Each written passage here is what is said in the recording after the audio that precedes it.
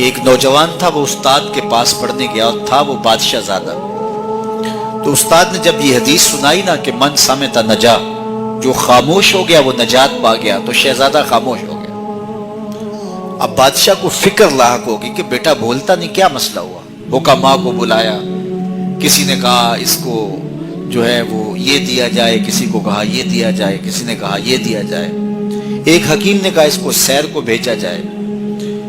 تو خادم روزانہ سیر کے لیے لے کر کے اس کو جایا کرتا تھا.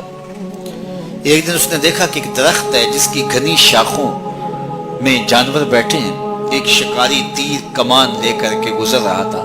اس نے غور سے شاخوں کو دیکھا، اسے کچھ دکھائی نہیں دیا، گزر گیا. ابھی گزرا ہی تھا کہ بیٹھی ہوئی فاختہ بول پڑی.